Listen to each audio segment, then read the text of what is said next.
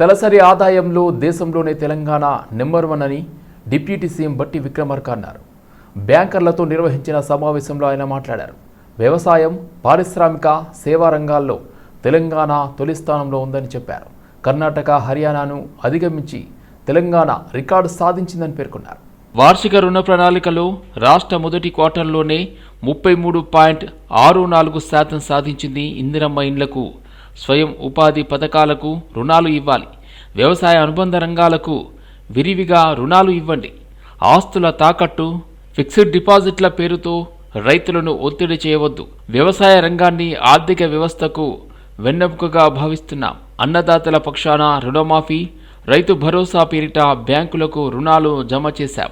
30,000 కోట్లు రైతుల పక్షాన బ్యాంకులకు రాష్ట్ర ప్రభుత్వం జమ చేసింది. బ్యాంకింగ్ రికవరీ చరిత్రలో ఇది ఒక రికార్డు అని బట్టి విక్రమార్క తెలిపారు. We appeal to banks for extending all the support to Indira Mahila Shakti scheme for empowerment of self-help group women by extending credit to potential income generating initiatives and activities. I am happy to share that the business-friendly, innovative policies and the proactive measures being taken up by our government increased investments in the state which are resulting in industrial growth and employment opportunities. With an initiative to carry out the construction of internal roads in the state to an extent to 13,000 kilometers as part of HAM project. This project is game changer in providing significant infrastructural facilities in the state. Taking it to a new level, we request all banks to participate actively in this project. Banks in the states have achieved 33.42% of ACP disbursement. As there is abundant potential in this sector, banks are advised to cater to the needs of this sector in a big way. Banks to increase CGTMC coverage and working capital loans for MSME. I appeal to bankers for giving more focus to vulnerable sections. తెలంగాణలో ఎరువుల కొరతతో రైతులు ఆందోళనలో ఉన్నారని మంత్రి పొన్నం ప్రభాకర్ అన్నారు. ఎరువుల విషయంలో తెలంగాణ పట్ల కేంద్రం వివక్ష చూపుతుందని ఆరోపించారు. ఎరువుల తయారీ, సరఫరాపై పూర్తి ఆధిపత్యం కేంద్రానిది. కేంద్రం తన రాష్ట్రంపై వివక్ష చూపిస్తుంది. రైతుల్లో రాష్ట్ర ప్రభుత్వంపై వ్యతిరేకత రావాలనేది వారి ఉద్దేశమన్నారు. అధికారంలో ఉన్నటువంటి కేంద్ర బీజేపీ ప్రభుత్వం ఎరువుల సరఫరాకు సంబంధించి తెలంగాణ పట్ల, తెలంగాణ రైతుల పట్ల వివక్షపూరితంగా వ్యవహరిస్తూ రైతుల ఆందోళన పడేటువంటి ఒక పరిస్థితిని కలుగజేస్తూ ఉంది. రాష్ట్ర రైతాంగానికి అందరికీ కూడా విజ్ఞప్తి చేస్తాను. ఈరోజు ఎరువుల తయారీ, ఎరువుల సరఫరా, ఎరువులకు సంబంధించినటువంటి పూర్తిగా ఆధిపత్యం కేంద్ర ప్రభుత్వానిదే. విద్య, వ్యవసాయము, త్రాగునీరు, ఇతరత్ర ఆరోగ్యము, ఇతరత్ర సబ్జెక్టులన్నీ ఫెడరల్ సిస్టంలో కేంద్రము, రాష్ట్రము ఉమ్మడి సబ్జెక్టులుగా ఉంటాయి. కానీ ఎరువులకు సంబంధించినటువంటి పూర్తి స్థాయి 100% బాధ్యత కేంద్ర ప్రభుత్వం. తయారీతో పాటుగా సరఫరాకు సంబంధించినటువంటి పూర్తి అంశం అంతా కూడా కేంద్రంకు ముడిపడి ఉన్నటువంటి అంశం. అందుకే రాష్ట్ర ప్రభుత్వం పక్షాన కేంద్రాన్ని ఇన్నిసార్లు విజ్ఞప్తి చేస్తున్నప్పటికీ కూడా రాష్ట్ర ప్రభుత్వం భారతీయ జనతా పార్టీది లేదనే కారణం మీదన, లేదా కాంగ్రెస్ పార్టీ తెలంగాణ ప్రభుత్వం రైతాంగానికి 22,000 కోట్ల రుణమాఫీ చేసి రైతు భరోసా పేరు మీద ఎకరానికి 6,000 రూపాయలు 9 రోజుల్లో 9,000 కోట్లు ఇవ్వడం కానీ, సన్న వడ్లకు 500 బోనస్ ఇవ్వడం కానీ, ఈ విధంగా రైతులకు సంబంధించిన అనేక కార్యక్రమాలు జరిగేటువంటి సందర్భంలో రైతుల పట్ల కాంగ్రెస్ పార్టీకి కొంత వ్యతిరేకత రావాలనే ఆలోచనతో భారతీయ రాష్ట్ర సమితి బీఆర్ఎస్ తోటి క్షేత్రస్థాయిలో కుమ్ముక్కై రీజనల్ రింగ్ రోడ్లో భూములు కోల్పోతున్న చౌటుప్పల్ డివిజన్ రైతులు తమకు న్యాయం చేయాలంటూ తొక్కని గడప లేదని, గల్లీ నుండి ఢిల్లీ వరకు పెద్దలను కలిసినా ప్రయోజనం లేదని మునుగోడు ఎమ్మెల్యే కోమటిరెడ్డి రాజగోపాల్ రెడ్డి పేర్కొన్నారు. ఓ పరిశ్రమ యాజమాన్యం కోసం భారత రాష్ట్ర సమితి ప్రభుత్వం హయాంలో అలైన్మెంట్ మార్చారని ఆరోపించారు. నాకు అన్యాయం జరిగినా ఊరుకున్నా, కానీ మీకు జరిగితే ఎంత దూరమైనా వెళ్తా. అవసరమైతే RRR రద్దయినా సరే అన్యాయం జరగనివ్వను. ఎక్కడికక్కడ ప్రభుత్వాన్ని స్తంభింపచేస్తేనే సమస్య పరిష్కారం అవుతుంది. అధికార పార్టీ ఎమ్మెల్యేనైనా అన్యాయం జరిగితే నీకోసం ప్రభుత్వంతో పోరాడడానికైనా సిద్ధం. పదవి ఇచ్చినా చప్పుడు చేయకుండా కూర్చోను. నా ప్రాంత ప్రజలే ముఖ్యమని సీఎంకు చెబుతా. మీ నమ్మకాన్ని వమ్ము చేయను. RRRలో మునుగోడు నియోజకవర్గ ప్రజలే ఎక్కువ భూములు కోల్పోతున్నారు. నాకు తెలియకుండానే, నాతో చర్చించకుండానే దీన్ని నిర్ణయించారు. సమస్యను ప్రభుత్వం దృష్టికి తీసుకెళ్తాను. అవసరమైతే కేంద్ర మంత్రులను కలుస్తాను అని రాజగోపాల్ రెడ్డి పేర్కొన్నారు. గతంలో నేను ఎమ్మెల్యే ఉన్నప్పుడు బీఆర్ఎస్ ప్రభుత్వంలో ఈ ప్రాంతానికి అన్యాయం జరిగితే అసెంబ్లీ సాక్షిగా ఎంత చెప్పినా వినకపోతే నా రాజీనామా చేసి మొత్తం ప్రభుత్వమే మునుగోడు ప్రజల కాళ్ళకాయ తీసుకొచ్చినా అని చెప్పిన ఆ రోజు. నేను రాజీనామా చేయకపోతే వచ్చిన ప్రభుత్వం మీ సౌండ్పల్లి నారాయణపూర్ రోడ్ అవునా, సౌండ్పల్లి వందపడకల ఆసుపత్రి అవునా, మీ గట్టుపల్లి మండలం అవునా, చండూరు రెవెన్యూ డివిజన్ అవునా, శివనగూడెం రిజర్వాయర్ భూ నిర్వాసితులకు పైసలు వచ్చినా, ఈ డెవలప్మెంట్ నిధులు వచ్చినా మునుగోడుకు రాజీనామా చేస్తే అప్పుడు కదిలింది. అప్పటిదాకా లెక్క చేయలే. మొన్న లక్షమ్మగూడెం సబ్ స్టేషన్ ఓపెనింగ్ చెప్పిన నాకు హామీ ఇచ్చిన మాట వాస్తవము. తిరిగి కాంగ్రెస్ పార్టీలో చేరినప్పుడు మంత్రి పదవి ఇస్తానని, అది ఆలస్యమైనా పర్వాలేదు, మీరు ఎదురు చూస్తా, ఓపిక ఉంది. నాకు అన్యాయం జరిగినా పర్వాలేదు, కానీ మునుగోడు ప్రజలకు అన్యాయం జరిగే ఏ పని చేసినా సరే నా నిర్ణయం ఎంత దూరమైనా పోతా అని చెప్పిన. అంటే దాని అర్థమైంది, మీరు అర్థం చేసుకోవాల్సింది. మీరు ఎవరైనా ఆలోచన చేయొచ్చు. రాజగోపాల్ రెడ్డి అనే వ్యక్తి నన్ను ఇన్ఫ్లుయెన్స్ చేయడం అంటే అది ఎవరి వల్ల అయ్యే పని కాదు. మన వాళ్ళకి నిజంగా అన్యాయం అవుతుందంటే, నిజంగా ఈ ప్రాంత ప్రజలకు అన్యాయం అవుతుంది అని అంటే నేను ఎంత దూరమైనా పోతా, ఎంత త్యాగమని చేస్తా, ఎంత కొట్లాడని చేస్తా, నీకు భయపడేటువంటి కాదు. నేడు సీఎం రేవంత్ రెడ్డి చేరున్న మూసీ నది పునరుజ్జీవనం శంకుస్థాపనపై మాజీ మంత్రి భారతీయ రాష్ట్ర సమితి కార్యనిర్వాహక అధ్యక్షుడు కేటీఆర్ విమర్శించారు. శంకుస్థాపన చేయాల్సి వస్తే కొండపోచమ్మ సాగర్ వద్ద చేయాలి, లేదా మల్లన్న సాగర్ వద్ద చేయాలన్నారు. కానీ గండిపేట వద్ద చేస్తున్నారని ఎద్దేవా చేశారు. గుండెకాయను వదిలిపెట్టి గండిపేట వద్ద చేస్తున్నారు. ఇవాళ గండిపేటకు మీరు తెస్తున్నది కాళేశ్వరం జలాలు కాదా? మల్లన్న సాగర్ నుంచి నీరు హైదరాబాద్కు తీసుకొస్తున్నారు. కాళేశ్వరం నీళ్లు వాడుకుంటూ మాపైనే దుష్ప్రచారం చేస్తున్నారని అన్నారు. కాళేశ్వరంపై సిబిఐ విచారణ పేరుతో కొత్త నాటకానికి తెరలేపారని కేటీఆర్ ఆరోపించారు. పీసీ ఘోష్ కమిషన్తో కొండను తవ్వి ఎలుకను కూడా పట్టలేదని విమర్శించారు. మల్లన్న సాగర్ నుంచి నీళ్లు తీసుకొచ్చి మూసీకి అనుసంధానం చేసే ప్రాజెక్టుకు, బృహత్ ప్రాజెక్టుకు ముఖ్యమంత్రి గారు ఇవాళ శంకుస్థాపన చేస్తున్నారు. ఈ ముఖ్యమంత్రి గారికి కానీ, కాంగ్రెస్ ప్రభుత్వానికి కానీ కనీస మాత్రం ఇంగితం ఉందా?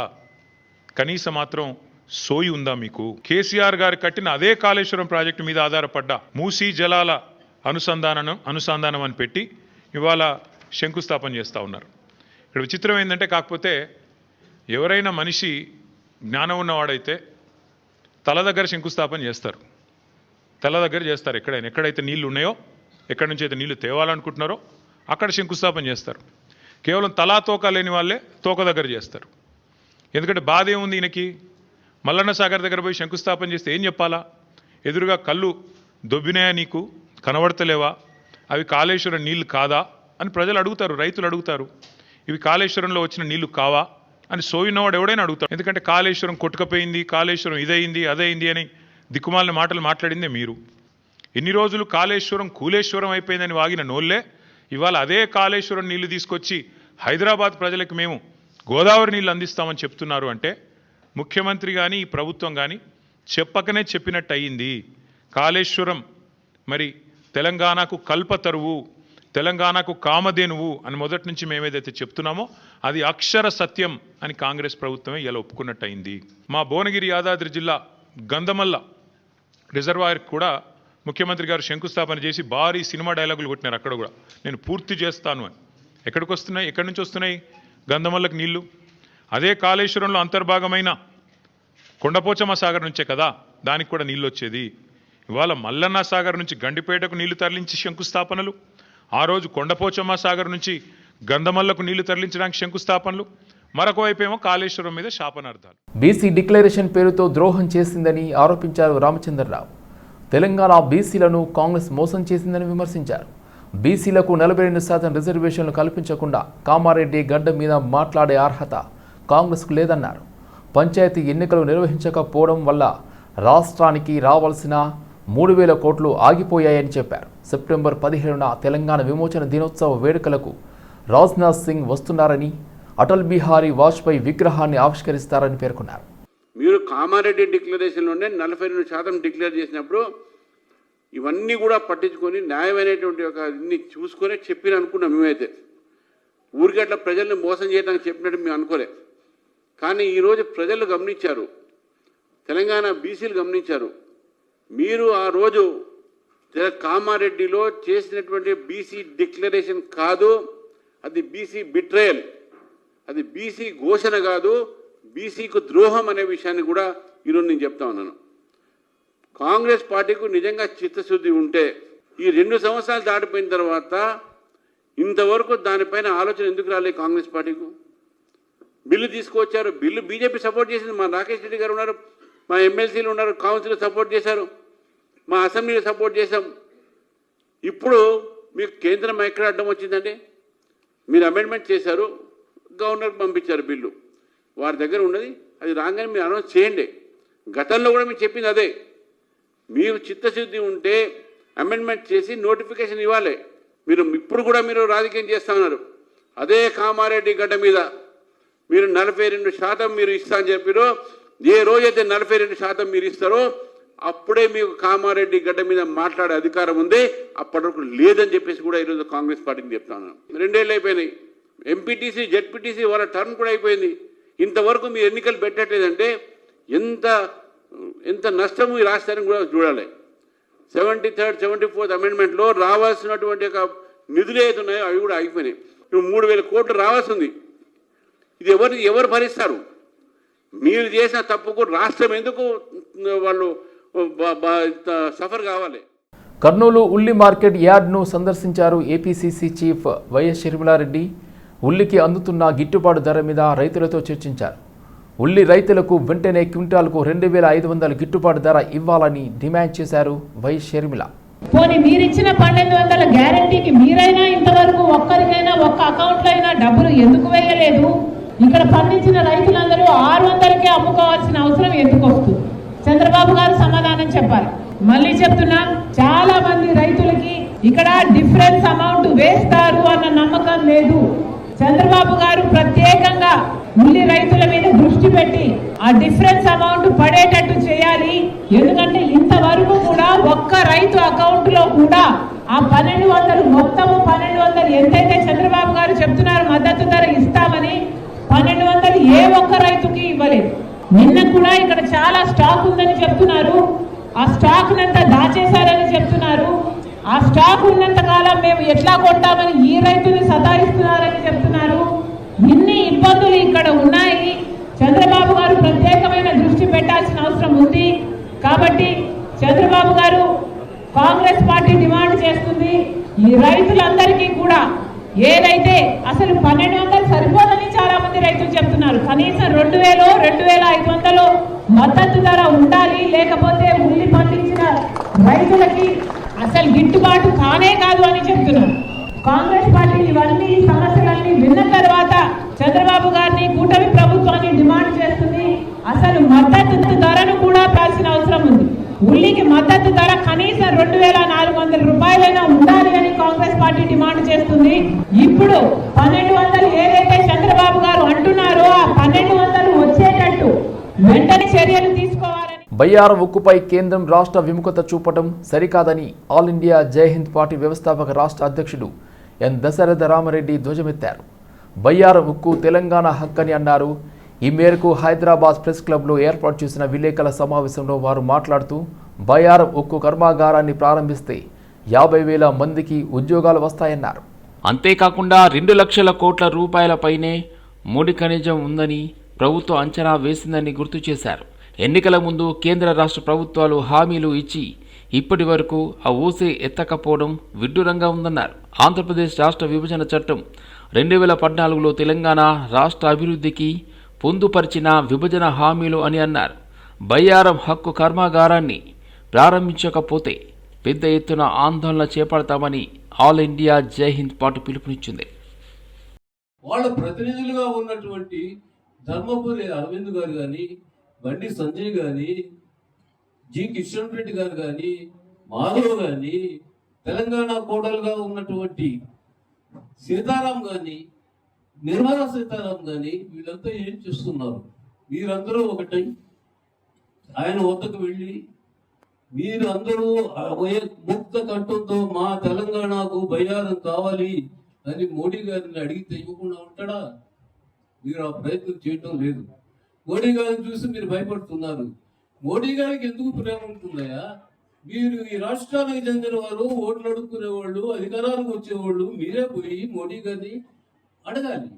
మోడీ గారిని అడగటం అంత సులభం కాదు. ఆయనకు ఇష్టం లేని పని ఏదైనా చేస్తే ఈడీని, ఇన్కమ్ ట్యాక్స్ వారిని, సిబిఐ అనేటువంటి దర్యాప్తు సంస్థల రేసు కుక్కలను పంపించి 1 నిమిషంలో బొక్కలో వేయిస్తాడు. 2 రాష్ట్రాల్లో జరిగేది. చంద్రబాబు నాయుడు మీద కేసులు ఉన్నాయి, జగన్మోహన్ రెడ్డి మీద కేసులు ఉన్నాయి, రేవంత్ రెడ్డి మీద కేసులు ఉన్నాయి, కేసీఆర్ మీద కేసులు ఉన్నాయి, కూతురు మీద కేసులు ఉన్నాయి, అల్లుడి మీద కేసులు ఉన్నాయి, దూర బంధువైనటువంటి సంతోష్ మీద కూడా కేసులు ఉన్నాయి. వీళ్ళు అడగరా బయ్యారం కావాలని? అడిగే దమ్ము లేదు అడుగు. అడిగితే 5 నిమిషాల్లో బొక్కలు వేసేస్తారు. మాకెందుకే జైలు పాలు కావటం, మాకెందుకు? ఊపిరుంటే ఉప్పంకొని బతకొచ్చు. జనాన్ని కొట్టి దేశాన్ని దిబ్బి వేల లక్షల కోట్లు సంపాదించుకున్నారు. హాయిగా ఉన్నారు. కడుపు నిండినటువంటి మహారాజులు. వికలాంగుల పెన్షన్ 6,000కు పెంచాలని, వృద్ధులు, వితంతువులు, ఒంటరి మహిళలతో పాటు మొత్తం చేయూత పెన్షన్లన్నీ 4,000కు పెంచాలని డిమాండ్ చేస్తూ షాపూర్ నగర్లో చేయూత పెన్షన్దారుల సన్నాహక సభలో ముఖ్య అతిథిగా పెన్షన్దారుల ఆశాజ్యోతి మందకృష్ణ మాదిగ పాల్గొన్నారు. సభలో మందకృష్ణ మాదిగ మాట్లాడుతూ అధికారంలోకి వచ్చిన వెంటనే చేయూత పెన్షన్లు పెంచుతామని హామీ ఇచ్చిన రేవంత్ సర్కార్ మోసం చేసిందని ఆరోపించారు. ముఖ్యమంత్రి పదవి చేపట్టి 20 నెలలు గడుస్తున్నా ₹1 పెన్షన్ కూడా లేదన్నారు. ముఖ్యమంత్రి పెన్షన్ పెంచకుండా ద్రోహం చేస్తుంటే ప్రతిపక్ష పార్టీలు కనీసం మాట్లాడకుండా పెన్షన్దారులను మోసం చేస్తున్నాయని అన్నారు. ప్రతిపక్ష నేత కేసీఆర్ గడీల నుండి పుట్టి వచ్చిన నాయకుడు. అందుకే పెన్షన్దారుల పక్షాన వాళ్ళు నిలబడడం లేదని అన్నారు. తాను గుడిసెల్లో పుట్టిన బిడ్డగా పెన్షన్దారుల పక్షాన పోరాటం చేయడానికి ముందుకు వచ్చారని తెలిపారు. పెన్షన్లు పెరిగేంత వరకు పోరాటం ఆపేది లేదని స్పష్టం చేశారు మందకృష్ణ మాదిగ. దక్షిణాది రాష్ట్రాల ఎంపీలు రాజకీయాలకు అతీతంగా సుప్రీంకోర్టు విశ్రాంత న్యాయమూర్తి జస్టిస్ బి సుదర్శన్ రెడ్డికి ఓటు వేసి ఉపరాష్ట్రపతిగా గెలిపించాలని తెలంగాణ ప్రజారాజ్యం పార్టీ వ్యవస్థాపక అధ్యక్షుడు జిలుకర రవికుమార్ విజ్ఞప్తి చేశారు. జస్టిస్ బి సుదర్శన్ రెడ్డికి మద్దతు తెలిపిన ఎంఐఎం అధినేత ఎంపీ అసదుద్దీన్ ఓవైసీకి కృతజ్ఞతలు తెలిపారు. బీఆర్ఎస్ పార్టీ ఇప్పటి వరకు ఉపరాష్ట్రపతి ఎన్నికల్లో ఎవరికి మద్దతు ఇస్తున్నారో తెలపకపోవడం విచారకరమన్నారు. మాజీ సీఎం కేసీఆర్ తక్షణమే జస్టిస్ బి సుదర్శన్ రెడ్డికి మద్దతు తెలుపుతూ స్పష్టమైన ప్రకటన విడుదల చేయాలని ఆయన డిమాండ్ చేశారు. దక్షిణాది రాష్ట్రాలకు చెందిన తెలంగాణ, ఆంధ్రప్రదేశ్, తమిళనాడు, కర్ణాటక, కేరళ, కేంద్రపాలిత ప్రాంతం పుదుచ్చేరితో పాటు మహారాష్ట్ర, గోవా రాష్ట్రాలకు చెందిన ఎంపీలు జస్టిస్ బి సుదర్శన్ రెడ్డికి ఓటు వేసి గెలిపించాలని విజ్ఞప్తి చేశారు. జస్టిస్ బి సుదర్శన్ రెడ్డి రాజ్యాంగాన్ని పరిరక్షించడానికి, ప్రజాస్వామ్యాన్ని కాపాడడానికి చేస్తున్న కృషి మరవలేనిదన్నారు. ఉపరాష్ట్రపతిగా గెలిస్తే ఆ పదవికి వన్నె తెస్తారన్నారు. గెలిపించవలసిందిగా తెలంగాణ ప్రజారాజ్యం పార్టీ విజ్ఞాపన చేస్తున్నది. ప్రత్యేకంగా తెలంగాణ, ఆంధ్రప్రదేశ్, తమిళనాడు, కర్ణాటక మరియు కేరళ, కేంద్ర ప్రాంతమైన పాండిచ్చేరి, మహారాష్ట్ర అండ్ గోవా, ఈ రాష్ట్రాలలో ఉన్న ఎంపీలందరూ పార్టీకి అతీతంగా రాజ్యాంగాన్ని, ప్రజాస్వామ్యాన్ని కాపాడటానికి కృషి చేస్తున్న జస్టిస్ సుదర్శన్ రెడ్డి గారికి ఓటు వేసి అత్యధికంగా ఆయనను గెలిపించవలసిందిగా ప్రజారాజ్యం పార్టీ విజ్ఞాపన చేస్తూ ఉన్నది. ప్రత్యేకంగా ఒకవేళ జస్టిస్ సుదర్శన్ రెడ్డి గెలిస్తే ఉపరాష్ట్రపతికి వన్నె తెచ్చే విధంగా ఉంటుంది.